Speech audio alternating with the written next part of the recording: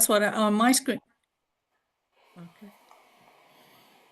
Full screen, there's a little square at the top, very top. You know, if not, if people can see that, but there's a lot on the screen if we can't make it bigger. You think it's because of different mode? I'm not sure. It's not. What a slideshow. Yeah, it should be under a slideshow. That's what we're trying to do. Well, you can play around and I'll start. How's that? Because I know time is important. And first of all, I want to thank you for setting up these meetings that we've had since COVID started and including us, because I'm so impressed with what you're doing out there on the West Coast, and I'm sure we can learn a lot from you as well. And I am more than delighted that you are now considering doing a RILA Plus program. I hope I don't discourage you today, which is a RILA program that I began for teenagers who have physical disabilities. And this is the first thing I did when I've been involved with Rotary a long time. My husband was a charter member of Denver Southeast. He was a club president. He was a district governor. But when I retired from my work, first thing I wanted to do was join Rotary. And the second thing was focus on some of the RILA activities, because I know they're so impactful on our kids. Don't advance the slide yet. Where are we? All right. Yes, go ahead. Okay, you're going to keep me going. All right, that's just fine. I have so the first slide here. First of all, let me mention that the Easter Seals executive director and I were asked to give a presentation at I think it was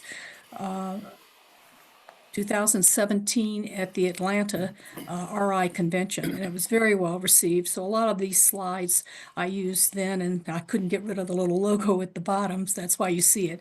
But I want to tell you about what we do, since you're interested in doing this, some of the pitfalls to watch out for, and some of the satisfaction you get from doing this, okay? So what is RILA Plus? The first thing is, it's a week-long camp, like I'm sure most of your RILA programs are, where you focus on leadership, teamwork, and self-confidence skills, really. And this is very important for a population who already have challenges given their disabilities. The second line, and so some of this is to give you some, avoid the potholes that we ran into along the years of doing this. First of all, you want to make certain that in your advertisement that you are getting only teenagers with physical disabilities, because it is a learning camp.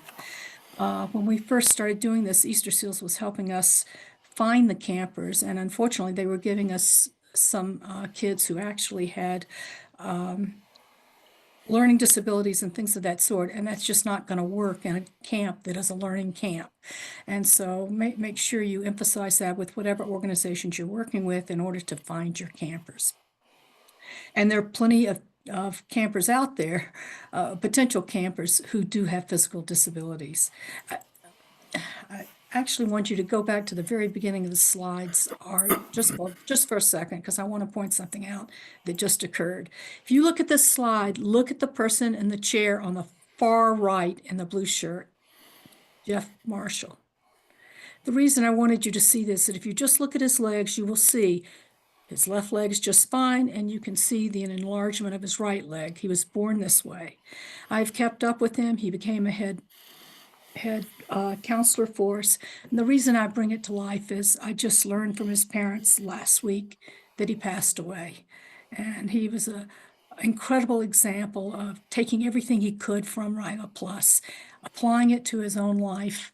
And if there's time at the end, I'll tell you about it, because I respected him so much, and I'm still a little torn up over losing him. And I know that because even parents stay in touch with us years after the kids have been in camp. Okay, now go forward, and I'll try and move a little faster. Well, back up one to the slide that just says, what is RILA Plus? There you go. RILA Plus, like I'm sure your RILA programs are, it's a week-long camp. And of course, we focus on leadership, teamwork, and self-confidence skills. And these are kids who often lack self-confidence because they have an observable disability. We ended up partnering with Easter Seals because they have a camp here that's accessible, the environment's safe. They have some knowledge of how to deal with these situations, and it's just good to have that type of camp because you get the kind of support you need that you don't typically have from Rotarians.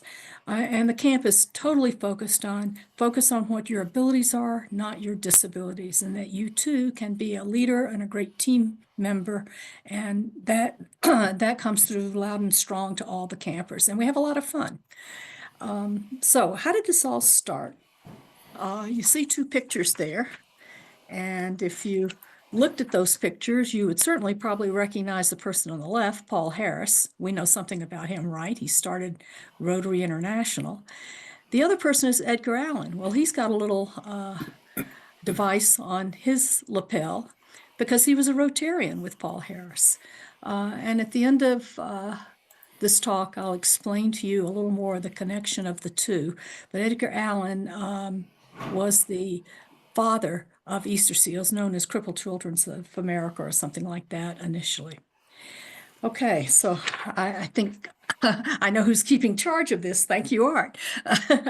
So this activity was really what I called a new partnership, and we called it RILA Plus, for lack of a better name, and it was started originally by my club with my idea to have a RILA camp for physically handicapped kids who would not be able to attend camp at our other facilities. So Denver Southeast fully supported this, and we had proof of concept for the first 3 years. And we partnered with Easter Seals for several reasons. And the solution was something called RILA Plus. So if you go to the next slide, I'll describe a little bit about that. So what you see here are part of the camp of the Easter Seals camp. We, meaning our club, already had a relationship with Rocky Mountain Village, which is the name of the camp itself. We had, for several years, renovated cabins, rebuilt a bathroom and shower facility and things of sort, just as a project activity of that was in need for this camp. We jumped into a much larger relationship with them when they wanted to redesign their kitchen and all their equipment and things of that sort. And so we had architects from our club and plenty of money where we helped redesign the entire kitchen facilities, including a drive up to their outdoor refrigerator. It's not a refrigerator, it's a room for their food and goods. So the bottom line is really what I wanted to start, and it was a creation and of the whole RILA Plus camp, and we'll talk more about that. But having a relationship helped. So I'll tell you about the camp facilities, and then Art, before you proceed, I would like to talk a little bit about my personal experiences and why that I was passionate about this. So what you see in the camp facilities, first of all, you see a very modern building. This is their lodge, if you will, if people are just coming to investigate things or short visits. But it's a modern facility, and it meets our needs so that we're able to all live under one roof the week we're together for RILA. We also have activities. There are beautiful patios just outside of this. There's an elevator if needed, from where you're sleeping to where we're going to meet. And you'll see on the far right, there's it's their basement facility, which is ideal for all of our campers, all of our speakers. And you can see campers there. We've got screens behind it. And one of our speakers, I think this is the person who started Crutches for Africa program, who is a Rotarian in Denver. Okay, you can go to the next one then. So we take advantage of the recreational facilities that they have there, which makes it fun. It's not just a learning camp, but you have a good time too. So on the upper left, they have a full pool, and this is just a smaller one next to that. But we do take one afternoon where we enjoy the the pools that they have. Below that, you'll see there's a fishing pond. Many of these kids have never been fishing, and that's close by. So we go down there and have a little activity where you can enjoy trying to catch fish, which is a treat. And what you see on the top right is a climbing wall. Now, you can imagine our kids are pretty reluctant. How can they really go up a climbing wall? But you see the person in the yellow shirt who is a Easter Seals employee or staff member during the summers and is right there to help the kids have the confidence that they can actually climb up this climbing wall. After you get over the climbing wall, you get into a little basket type thing, but you are able to go on this zip line all the way, quite a distance from this. And it's just thrilling. And the campers realize they can do it. We've got the support, got the activities, and it's a lot of fun. We also have a fireplace night outside, which is a lot of fun as well. And usually have someone who can play folk songs on a guitar as well. Go ahead. I'm going to keep moving fast through this because there's a lot to tell you about. So what's the camp all about? We tend to have about 15 inspiring guest speakers. We're very fortunate that not only do we have people like the person who started Crutches for Africa or other people who have survived blindness, things of that sort, who are Rotarians, and they talk about, what motivated them. So we have wonderful guest speakers, but we all do it in that one room. And so there's a lot of give and take in communication with these speakers. We tend to have problem-solving activities, so we break into groups, and that's so that they exercise what they learn from the True Colors activities that we do. And they get close to their team, but we're still just one group for most of the day. Every day we have a senior counselor who's typically after year one who has been a camper. What we do is take the four-way test, and each of the first 4 days there will be a little presentation about that four-way test item so that they get a sense of Rotary too and what we're about. Our staff members, each one does, the junior counselors and the senior counselors, one of them will talk about a word of focus, which is very simple to observe, but it's from the heart and it's from the people that they're working with in terms of their counselors. And at the end of every day, we do some debriefing. What was the activity about? What were we trying to get across? How did it work for you? Do you have any comments or feedback and things of that sort? So it's very interactive, as I said, all under one roof. So first thing we do is have them take a self-report. Do you guys use True Colors in your camps?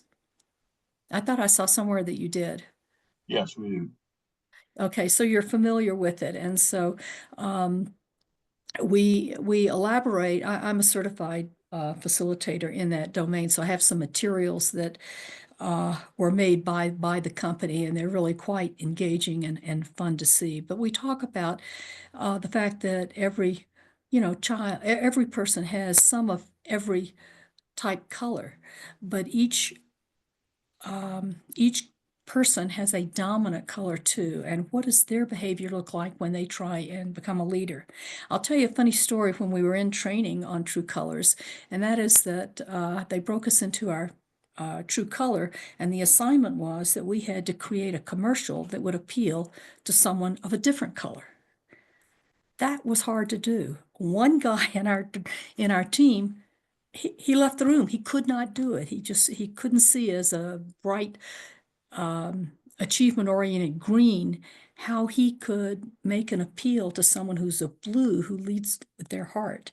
So this isn't easy stuff all the time, but it's important for understanding because you expect on your teams to have a variety of personality styles to show up in what you do as a part of a team. I can tell you when I teach my leadership seminar at University of Denver, I have the kids write an essay about some project that they were the leader of.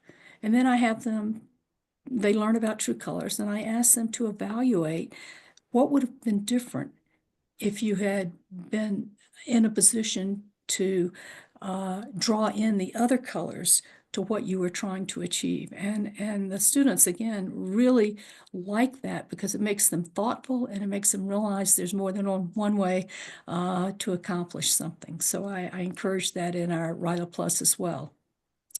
The counselors that you see right down here do a skit about the four colors as well, and that brings it to life, if you will. I don't think I mentioned this to you in the beginning, but you see the guy on the far left sitting down?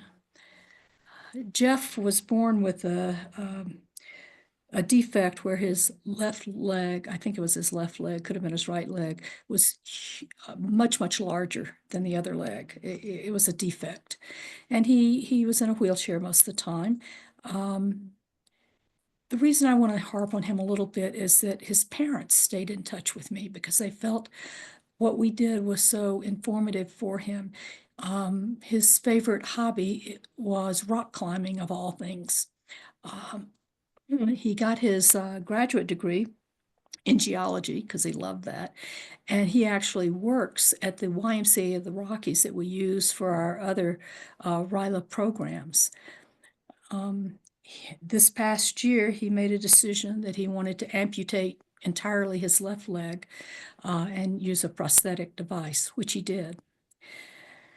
Sadly, he contracted somehow a very rare form of cancer, and just this past week, his mother wrote me that he had passed away. And he was going to come to our camp and speak to our campers. I mean, the people you meet who really deserve a chance to succeed is what keeps me going with this. Anyway, that's just an aside because every time I see his picture, I really just want to cry. We also use some information from BrainWise and emotional intelligence. I don't know if you do, but it helps them understand what's the difference in a wizard brain and a lizard brain, which is much more reactive. And to accomplish things as a team, you really need to understand how you use that. Okay, you're going to keep me going, huh? No matter what. So, RILA Plus Olympics is what we do the last day, and we have all kinds of fun activities. I mentioned the climbing wall. You can see how steep that is. I would be afraid to go up that. And to the right of the climbing wall, you can see the zip line.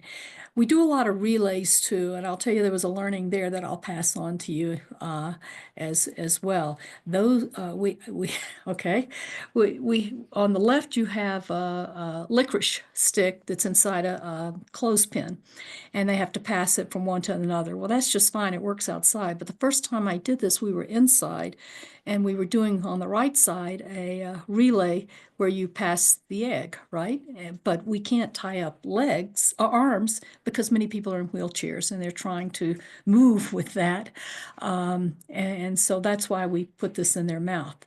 I learned the hard way that the first thing you do is boil all of those eggs so that they're hard boiled and you're not making a mess either on the tennis court or inside a room when we do this. So just a word to the wise. Next slide, please. So, what's important here is what is the impact on the campers? And this is what they tell us at the end of camp.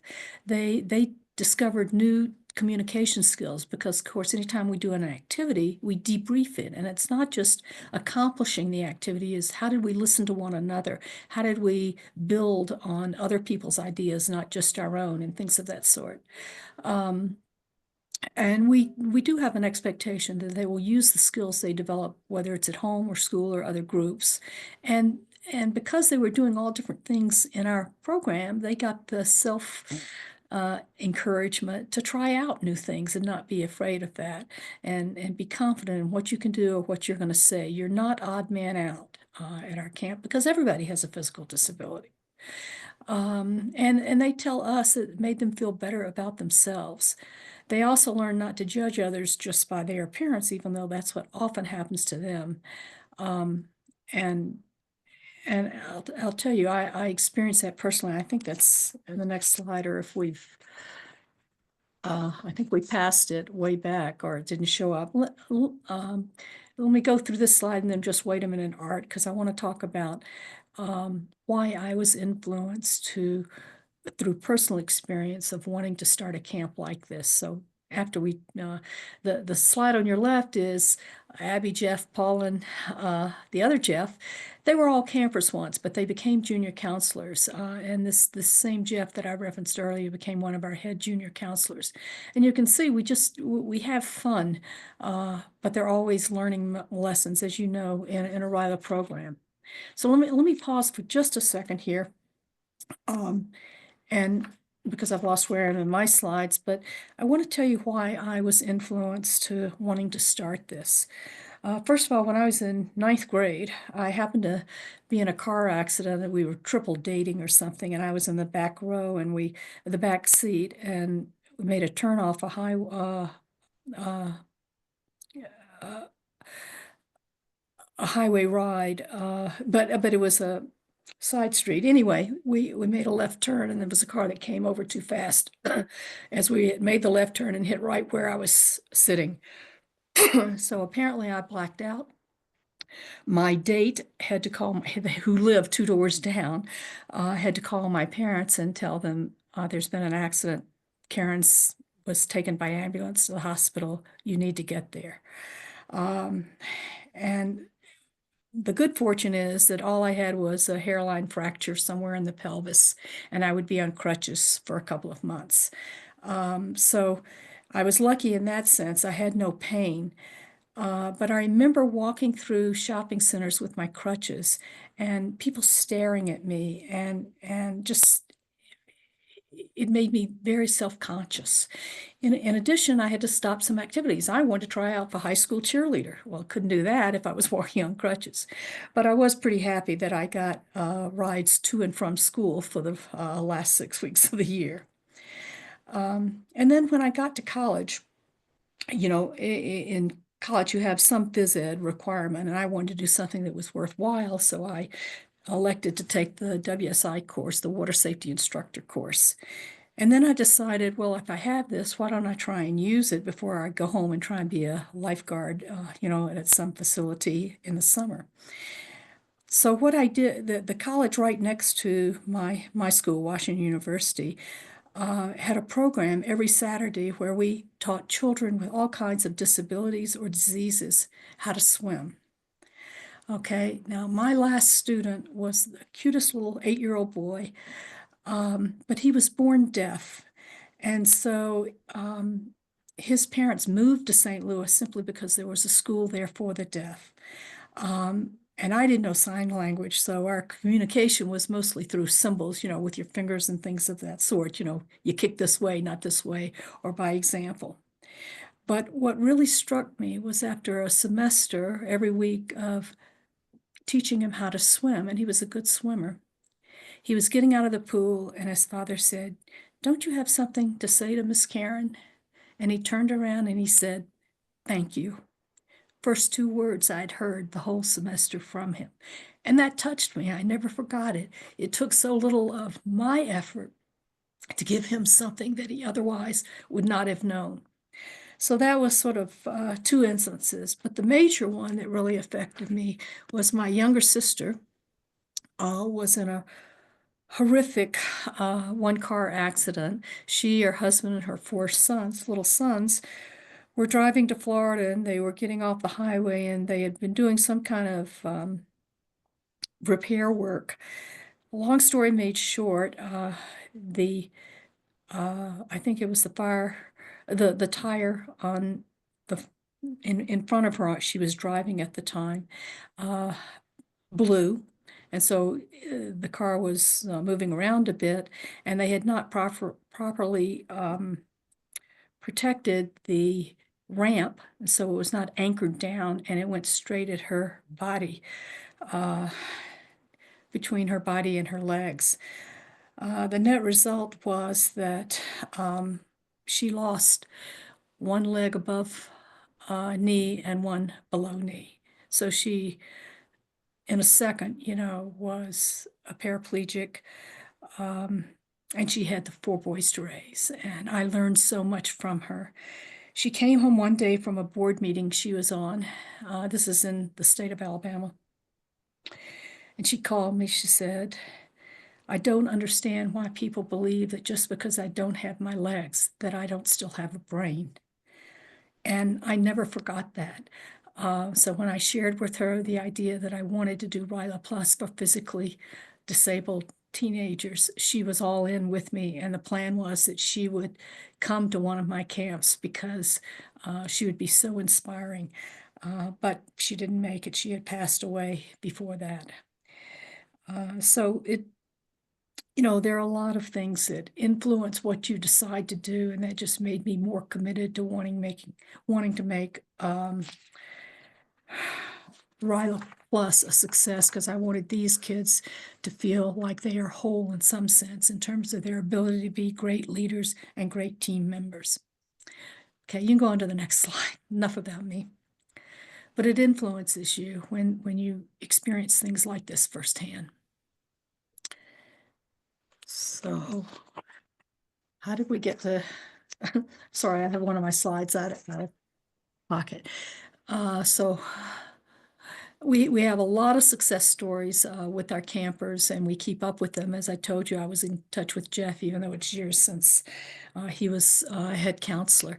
But many of these were like that.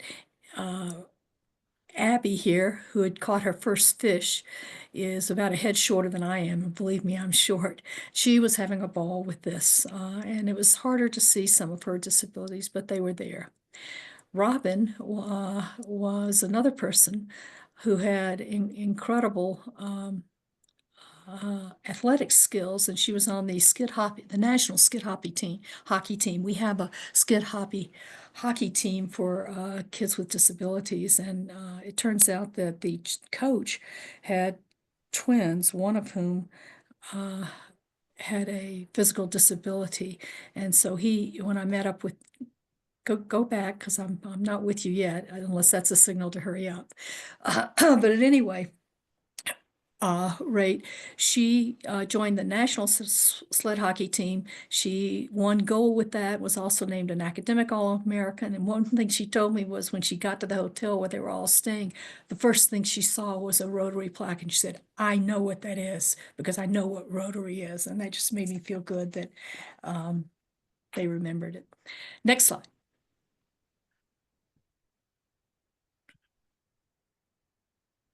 This is another camper. This is Tyler. Tyler was a terrific athlete in ninth grade, just entering high school. He made the high school soccer team. And so Tyler was doing just fine, but one of his friends had a truck and they were driving a new truck and they were driving it on the friend's farm.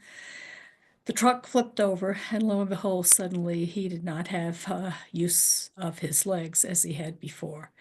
But Tyler continued his education from a community college, and when Easter Seals had their gala, they said they wanted it all to be focused on what they do with RILA Plus. And he came as a speaker in a tuxedo with 300 people there and gave a beautiful talk about what RILA Plus meant to him personally. Paul below is on the sled hockey team. His father was actually the captain, the coach of the team. And he also was on the winner of the national championship in sled hockey. He also played the trumpet beautifully, created his own band, and he was a twin. His twin was fine, but he wasn't. But he has stayed in touch over the years as well. So the next thing, of course, is, well, how do you support this? And we had several supports for the first 3 years. Again, it was all Denver Southeast providing the sponsorships and any other needs we had to create proof of concept to our Rocky Mountain RILA organization, which we became a part of. After that, we got support from a broader area because we have two districts that are involved in our Rocky Mountain RILA organization. We were endorsed by our district as a qualified youth services program. So other clubs started participating and sponsoring one or two campers. And then we hooked up again, with Easter Seals, and they were really a part of our team as well, especially for the equipment of the activities we used. Now, Comcast got very involved with us when the head of Easter Seals and I went to Chicago and met, of course, with Rotary, but we also met, that was headquarters for Easter Seals, and we met with them as well. And so it was all part of a team doing this together, even though you're getting ahead of me. No, we're running out of time, Karen. Huh? We're far past the time. Oh, I'm so Wrap it up. sorry. Okay. All right, let me get to the rest of the story then. I apologize. It's hard to arrange that. See if there's anything I really wanted to tell you. I told you I'd tell you a little more about this. Edgar Allan's teenage child was in an accident from what do you call it? The traffic, not the traffic, streetcar. And he injured both his legs. He later passed away. But that's when Edgar Allan, the Rotarian, started the National Society for Crippled Children, which later became renamed as Easter Seals. And the other person, of course, is Paul Harris, who was a good buddy of his in Chicago, who founded Rotary, but he also was the first board chair of the National Society for Crippled Children, or Easter Seals. So there's a natural relationship, is how I view it. Okay, go on to the next slide, please. And this just is information about Easter Seals. I'm not going to go through that with you because of the shortage of time. Go on to the next slide. So these are the kind of fundamentals of leadership that we work through in the week. The kids are very engaged. We have young people speaking. We have Rotarians speaking. And again, because we have Paralympics right in Colorado Springs, we always get a speaker who's a Paralympian, and that really thrills the campers as well. Next slide. So the two organizations, and I'm glad that your organization is going to pony up with Easter Seals, and I think you will find that very helpful in what you're trying to do. And I'm delighted and I'm willing to help you in any way I can. These kids deserve a chance to live full lives. They can be Rotarians. They can lead camps, and you will value the time you spend giving them a chance that a lot of organizations don't. So this is just more information about Easter Seals, but you may not need to know that since you're meeting with them already.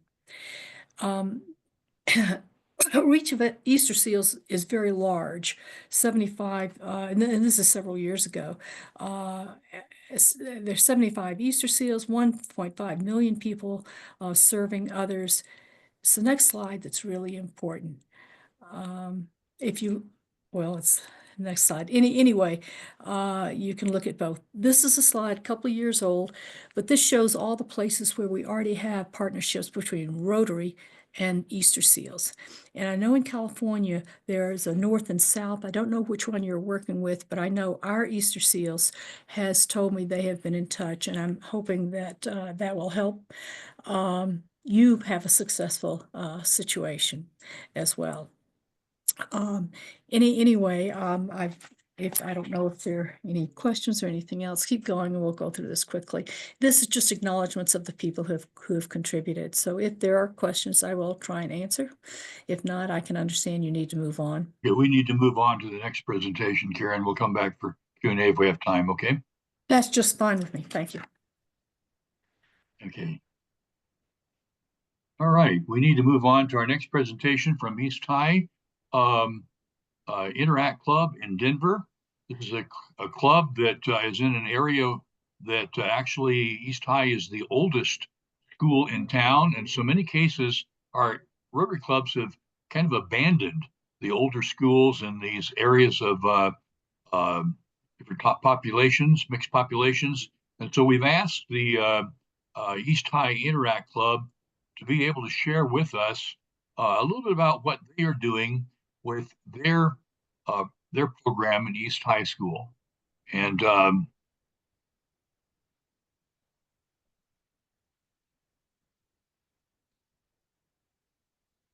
so is Kublai on board here to narrate this for us?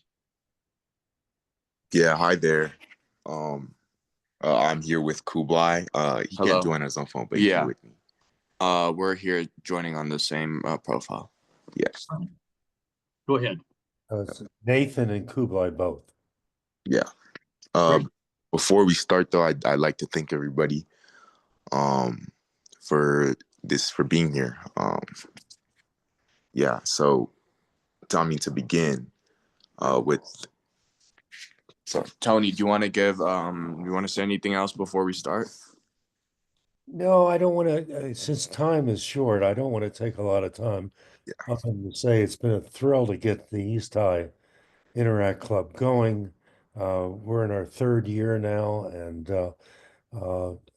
Nathan and Kublai were the two guys that started this off together with Amy Aarons, the teacher at the school.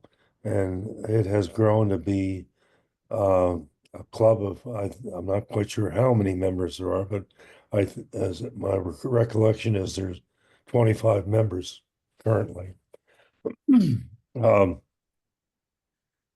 They Yep. started by doing a lot of good things. So from there, I'm going to turn it over to Nathan to kind of go through the things they've been doing. And Nathan and Gail, go ahead. Yeah. Thank you for that, Do you want to Tony. alternate slides? Yeah. Or we'll Yeah. just talk. We'll Well, try to see how much we can we'll possibly alternate do. slides.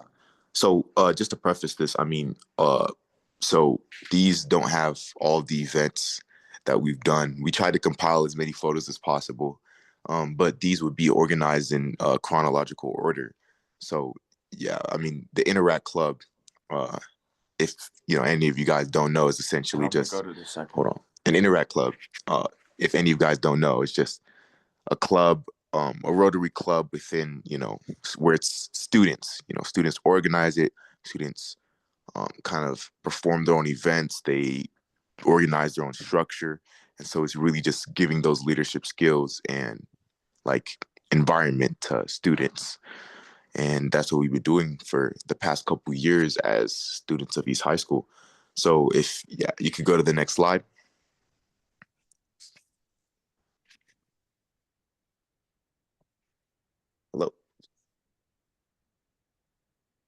Hello. Who has to do that?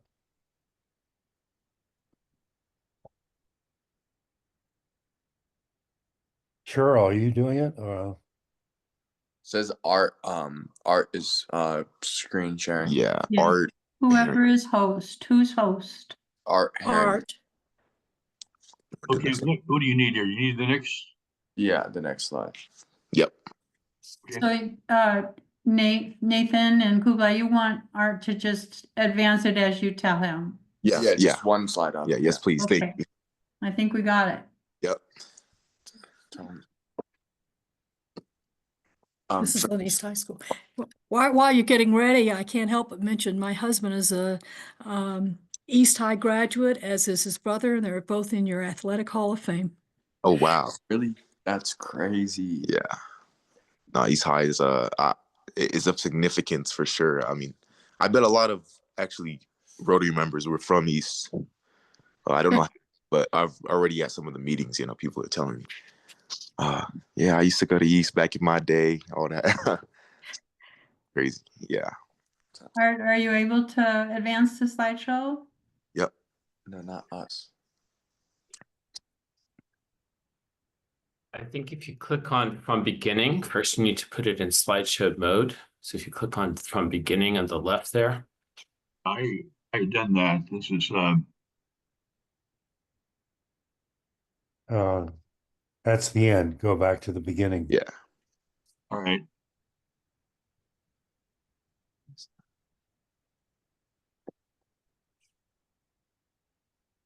We got the other one involved there. All right, so let's go back to the beginning. Yeah, the second slide. Second slide. Yep. There you go. Thank you. Kuba, you want to do this one or? Yeah, okay. So This was our very, very first official event for Rotary, and it was our freshman year, right? Yep. Yeah, and we had to organize it, and I remember like we were new to the whole like you know how do we efficiently meet the people? How do we even meet the needs of the people in the first place before we even talk about efficiency? What process is it going through when you like what is it to be a leader, right? You have to bring people, you have to know what you're targeting, and this was not even near our community. This event was do you know where it was? Yeah, it was down in Brighton or something. No, Right, it was super far. it was either way. The point was it's really far, and we went to a clothing bank, and we just folded clothes for like 3 hours, and we had to arrange rides and everything. And I think we only started like when we first started Rotary, we were only with like 4 people. This is every single one of those people came, and this is how we really got this club started. We did our first event, and then what really hit us after that was the words of thank you, the gratitude we had after showing. That's what was fulfilling about it. That's what motivated us to do it further. It's just those simple words of thank you.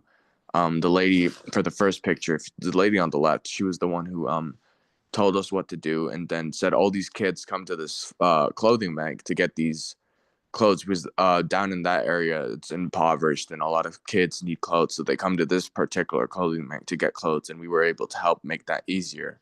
That is our first event though, and that's why it was very special to us. Yeah. And we also learned that, we enjoy doing stuff like this, working with different facilities to provide clothing or similar kind of resources for those in need. Later it was like from sophomore year to, no, not sophomore year, it's more like junior year to senior year. We also worked with another similar company that provided shoes to those in need. And yeah, our first event was great, and definitely instilled in us what we needed to know about leadership to start. And then this next event was actually an event that was held by the Mile High Club, I believe. And what we were doing, we were just going around with other interact clubs and planting trees. I believe this is the downtown Denver park. I'm not totally sure what this park is. I'm forgetful. It was such a long time ago, but yeah, this event was fun. Yeah, we collaborated with other interact clubs. The tree planting process was fun. People there were great. Lunch was provided, and this is actually our first event where we were able to like help directly with the environment, and and help with the biodiversity and greenery in that area. So great event, great event. Yeah, next slide. Okay, so this next slide happened recently. It happened our senior year. So to the chronological actually, yeah, no, the chronology is fine. But this last we went to a immigrant center where a lot of ethnic diverse Muslims were coming here to seek asylum and other things. And we were specifically working with a bunch of little kids, the children of these people. They have some of them had no clue what's going on, right? You don't know their backgrounds. Very different. They live in completely different worlds than us. But it was very simple. It was just being with children. We ate with them. We hanged out with them. We kind of just showed them how much of a safe, cool place it was, right? We just made them feel a little less far from home. This photo on the right, I believe that's our meeting with Yeah. This was our meeting at East High with the Mile High Rotary Club. And yeah, it was just a festive event. We had pizza, we had snacks, a lot of our members were there. And it was really just bridging the kind of gap between students and those of the Mile High Club, because we're really one and the same. We're just a branch of or a better analogy would be we're a gear in the entire system, but we really come from the Mile High Rotary Club. And we were just able to connect with the Mile High Rotary Club, get to know, more about where we come from, because a lot of students in there were new. And I mean, we were able to kind of instill that connection. Yeah, and I mean, that's important because another big thing about the Rotary Club is giving just ordinary individual students the opportunity and kind of like resources and power to instill change in their own communities, and or whatever change they might want to accomplish. And we hope to do that by, kind of connecting them with those of the Mile High Club. So, yeah. So speaking back directly to talking about this whole ethos we have on climate change and stuff like that, just recently we partnered. It's not like something crazy, but it's one of our old teachers at his school. He started a company recently, and he's focused on recycling, composting waste, and then returning it. Just like making the waste we have to compost it way more efficiently, like by 20% more, because a lot of that waste we have does not go composted. So basically, he has a whole business on turning this compost, trying to get this compost to happen more often in exchange for like products like fertilizer and stuff like that. So all we did that day is we dug up this fertilizer, the soil right here you can see on the ground, into bags that they were going to give out to the community around Denver, Aurora. They do it between cities. It's a very big company, but we just sat there for hours and just dig the dirt up, put it in bags, and we got the seeds, because they were also giving out seeds for flowers and stuff like that. And then we were helping this business flourish. Not like entirely flourish, but we wanted to, help with that process. Yeah. This next slide is just around Halloween. We were having a Halloween trick or treat street event at East. It was just all the clubs. Just a festive event. A little bit of just fun. We were having kids do fun activities just around the school. And at our table, we just had like a dart game. And they were just, throwing darts, earning candy. Generally just a fun time. Yeah. This slide right here, it's probably hard to, take what's happening out of it. But basically, over the summer of 2024, 6 members gathered to cook, actually. And I think cooking is a very, very good way to serve, culinary workshops, because what this cooking specifically was to fundraise money for my family back in home in Ukraine. And it was a way to bridge between diversity by creating humanity, in addition to, really getting into the ethnic grounds of what Ukrainian food was like. And we've endlessly folded dumplings perfectly until they really embodied, our love that we put into them, and sold them for funds back at home. And while doing that, all our members, we got a taste of what the ethnic food is like in Ukraine. But we also created this beautiful story of sharing a meal where we bridged our differences across the table by food. Sorry, if you mind going back to that slide. I have some more words to say about that.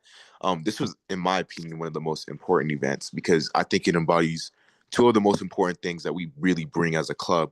And one of them is, diversity, as Kublai mentioned. I mean, these are 25 to 30 students of completely different nationalities, identities, and we view our club as a bridge builder, between these communities.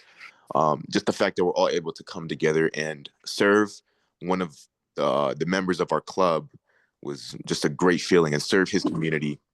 It was truly amazing. Kublai has, expressed to me a lot of the troubles that are happening in Ukraine. And that feeling of being able to use our club to help with that community was indescribable. And so definitely one of the biggest highlights of our club was this moment right here that, yeah, many of y'all may not see what's going on, but it has so much meaning, this photo right here. And yeah. And then for this slide, this was very recently we received. I want to talk about one more event before that. Okay, yeah. Sorry. Really quick, sorry, but this, so you kind of have to imagine this event. I just wanted to talk about it because I actually really like this event. So imagine you're in like this, what's the facility we were in called for the shoes? A warehouse. A warehouse. This warehouse, right? And every week we used to go over summer, and it was just like 6 of us.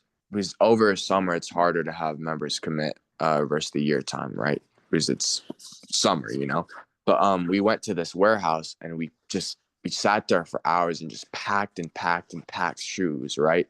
But we had some of the most amazing conversations with this other organization called Kicks for Shoes, where we met in a Rotary just event. It was where a bunch of Interact clubs come, and they were one of the sponsors for that event. And we later tied in a relationship with them, which we still, engage with now. And one of the perks to that relationship is, and that whole event thing is beyond just, having good conversations and, packing shoes for impoverished kids, which I think we like easily packed over. I think we hit 1,000 at least. 1,000. We just packed it. We did it for so often.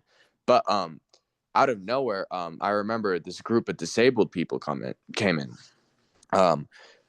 And they weren't intended to come in with our time frame, but our members got along with them so well that one day they kept asking if we could rearrange something like that to happen. And I remember after that day, we had like 4 consecutive meetings with these people, with these disabled kids, and we helped pack shoes with them. So it was like two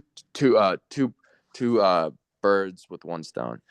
And what I'm trying to pull out of this is the relationships you build. I know that's very corny, but you never know who you're gonna meet with the Rotary, and that was completely unexpected. One time we met someone who created the Rotary Club at East High School, who's around 80 years old at a nursery home, and his club kind of like diminished. It didn't really have presence at East because we thought we founded it, right? There was no Rotary Club previously. We're coming with the intention to, really mark it in stone, etch our actions in stone, and hoping not to forget about them. Yeah, that certainly was crazy. I really wish I could remember his name so I could ask you guys if about that whole situation. But it was crazy. We went to this random elderly home to service them, and we just ended up meeting the founder of East High Rotary, which was insane. The world's a small place.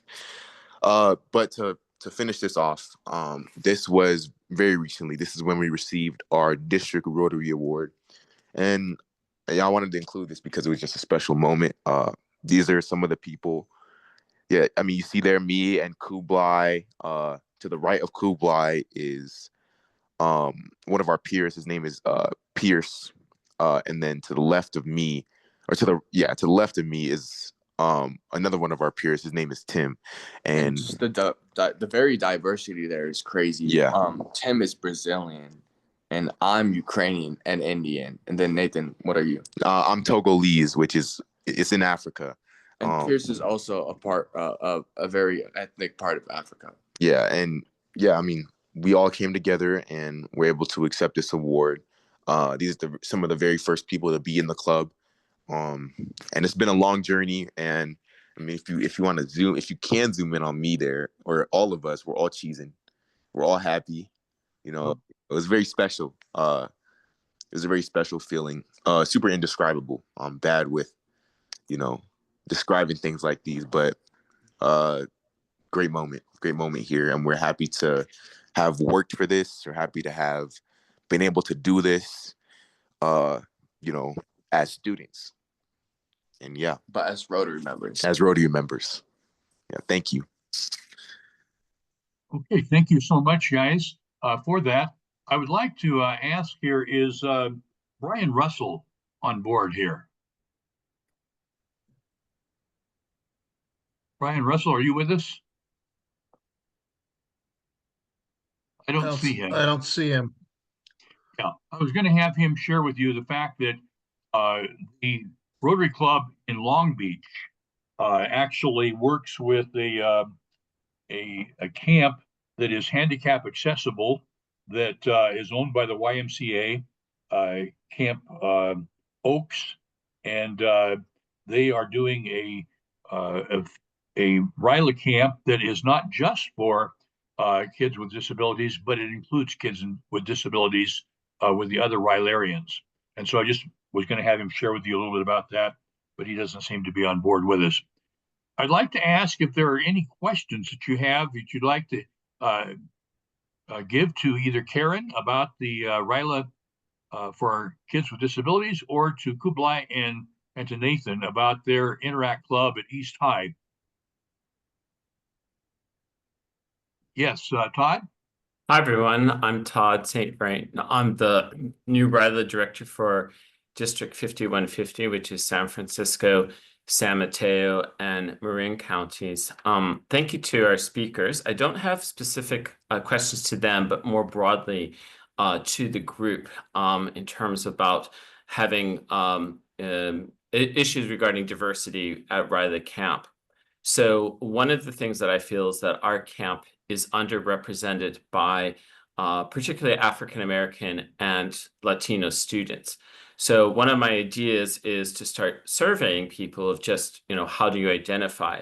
So one of the things just to share is that, in terms of as we develop the questionnaire for people to apply to the camp, we've decided to leave that question off at the beginning because we don't want it to be misconstrued that, somehow we might be selecting you for the camp of the basis of your, racial or ethnic identity. So my current thinking is that we have everyone, and it wouldn't just be campers, but also for our staff, at the end of the camp, when we do a survey, asking a few demographic questions about gender, maybe, but also this identity. So I guess my question is, has anyone had any precedence of asking this type of question that could help inform the best practice for our camp? Anyone have an answer for Todd?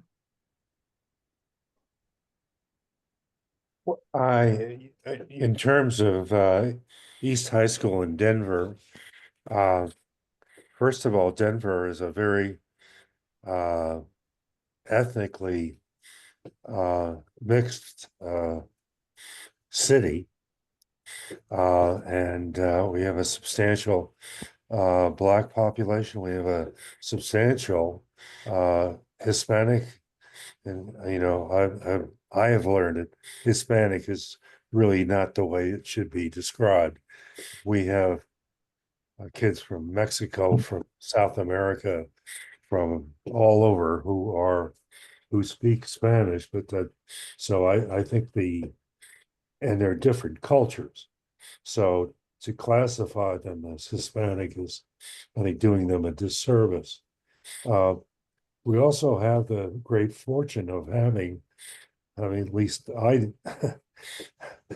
when I started this, the first person I met was Nathan, and I knew nothing about Togo, and I certainly didn't, it was just a wonderful experience. And his best friend was Kublai, and Kublai is a Ukrainian Muslim. So there you go. And we went from there. So we've got, as I don't know what Nathan and Kublai said, we have people from Brazil, or students from Brazil, from all over the place. And so it makes a difference as to your city. And I would think that San Francisco would be a place where you would have a pretty diverse population.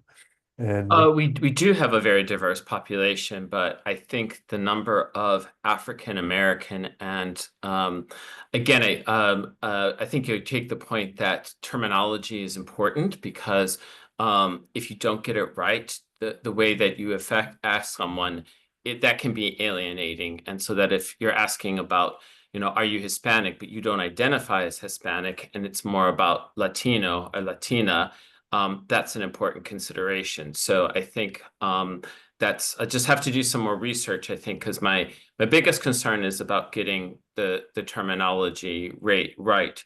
We've actually gotten feedback from the students that we've had at camp who are Latino or African American who say, you don't actually have a lot of people that look like me, so that's why part of the reason why we want to start asking of the question is just to know as a baseline what percentage is our representation. We know we have a lot of representation from Asian American, Pacific Islander, Filipino, which are the larger communities. But if our 3 counties have, say, 20% African American students and we only have 3%, that's just trying to use data to kind of say, well, okay, then what could we do, to have more students? So I guess one other thing just to call out to everyone that in 5150, we have made very conscious efforts of representation in our marketing. So this is just another idea to share with everyone that with the posters that we have, we might not have a Latino and a lot of African American students, but if it's a goal to have diversity from those communities or the images that are on your website, the kids that you're trying to attract to the camp have to see themselves within the camp. We actually did a presentation to an African American organization working with kids at youth, and the kids again were like, we're the kids that look like us. And I think one of our other goals is that among our staff, we call them facilitators. Again, we don't have a lot of diversity. And so the other feedback that we've gotten, it's not just that the campers want to know that there's going to be other people, not just look like them, but that they feel that they could relate to, that we also have to make sure that these communities are represented among us, which is going to take, I think, a lot of more work in terms of the community organizations that we part to. So I just wanted to bring those questions since the topic is talking about the underserved or underrepresented. And I just wanted to, those are the issues that I'm been grappling with and the ideas about. And so just trying to see if anyone has any other ideas to share, if it just helps inform others. Lindy Beatty would like to say something. Lindy? Hi, Todd. Thank you so much. I just wanted to find out, how do you select your RILA students? So currently it's just based on anyone who is a current freshman, sophomore, or junior in our 3 counties. So there's no, it's pretty much anyone who has applied is accepted to the camp. And, we reach out to, all of the schools of various demographics and everything like that. So there isn't like an interview or anything, like that. And again, a lot of it is just word of mouth, that once students start coming from certain schools, they're going to tell, their friends. So from some of the schools where maybe these communities that are underrepresented, there could be barriers that there just isn't a precedent of other, students coming from their schools, or again, these internal barriers of things like, well, do they look like me? Or maybe it's things like I can't get, afford a week away off of, from my summer job. So yeah, we just basically, if you apply, it's basically first come, first serve. Because I think that's the challenge sometimes, is the interaction between the people that are influencers in their life. Right. Like you said, the schools, and I think you probably already understand that. And that's always difficult, because I know that when we first started off doing the RILA students, our RILA is first juniors in high school going into seniors. And we worked with counselors and teachers and things like that to say, you know what, we don't want the kids that are on the student council all the time. Mm-hmm. We want the diamonds in the rough. Can you recommend a diamond in the rough? Can we help you encourage those diamonds in the rough. What would it take? What would it take? And we have found, I mean, because I'm in Nevada County as well as Lori Hope, and we have very little diversity in our community, as I can imagine, as I'm sure you can imagine. So we want to make sure that we have an equal representation. The other thing is LGBTQ kids. We have started to encourage the influencers to say, hey, let's make sure that LGBTQ kids are feeling comfortable that they could apply as well. So that's the thing. We found that it's finding those influencers that can kind of dig around there. So thank you, but thanks for bringing this up because it's really important, I think. You made some good points there, Lindy, and the diamonds in the rough is a great idea there that we're seeking. I want to say to my facilitators, we're going to deviate from our plan to break up into smaller groups because of the time and the size of the group that we have here. I think we can really work as a discussion group as a whole. And I'm going to go back to Nathan and Kublai about your East High Club there. One of the things that you said, and I think this is significant, is about a sense of purpose that you said about your club, that you see that one of the purposes of your club is not only to help serve your community, but to become a bridge between cultures. Would you like to comment further about that? I'm sorry, you were talking about Interact Club, just to make sure. Yes, you're talking about your Interact Club. You're saying that one of the senses of purpose that you have as an Interact Club is you want to be bridging cultures, right? Yeah, indeed. It's one thing to serve the community, and then it's also another thing to be able to do so with the outreach, the approaches, the ideas that come with diversity. And yeah, we've done that to the beginning because how we've done it. I think is also a matter of where we're at. East High School is just a pillar of diversity in this community. We have actually a mural that contains like on one side of our school that we actually presented to the Mile High Club that contains every club, like East Pacific Islander Club, Black Student Alliance Club, Hispanic Alliance Club. We have all these clubs that represent diversity at East High School because it's just a diverse environment. And so we were able to have that outreach. I think mainly that was the main pillar of it. But also, yeah, we really exemplify that. We put that out there, and we put that energy out there. If the face is a face of diversity, I think people will be able to see that and feel welcomed. Okay. Yeah. I want to add something to that. So initially, you might view diversity as a wall. Like growing up between divorced parents, I was kind of innately in this inherent diverse environment. I remember the Christmases we have. My dad's Hinduism juxtaposed the very essence of the day. I mean, Christmas is Christianity, right? The crosses against his head, a red bindi on his forehead, and then obviously again to diversity other than religion, there's class. My dad's very wealthy, my mom's not. But I remember what's really important is on those Christmas days when I served something, what serving brings is humanity, which is something universally etched into our hearts. That no matter where we come, we still have that same us. And what that did is beyond our differences, we connected as humans, the universal language of being human. And that's what serving does. But then you have to bring the question, why do we care about diversity? What it means, why do we care about diversity is we have to serve in different ways. Even though I was just expressing how there's, one universal way of serving, what I mean is there's different ways to serve to bring that feeling. Different communities need different needs. You can't just serve them the same way. So when we bring in diversity, we kind of reconcile how we serve and the purpose of serving, right? We have the purpose of serving, but what diversity does is makes us be smart of how we serve. And another thing on that, sorry if you have time, just making sure we have time. Good. Yeah, but another thing on that is uh, also giving people the tools to, instill change within their own community. Um, a big part of our club is that, you may have a student, and this was me freshman year, which is why, I was very particular about being engaged with this club. But you may have a student that's walking around and may see all the problems within his own community or within other communities, but oh no, I don't have enough people, I don't have the resources.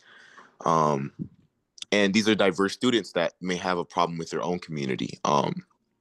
You know, there's tons of problems in Togo, for example, that I wanted to change, and there's tons of problems in Africa in general that I want to be able to have the power to change. And the only reason that people are able to gain stuff like that is through diverse connection, unity.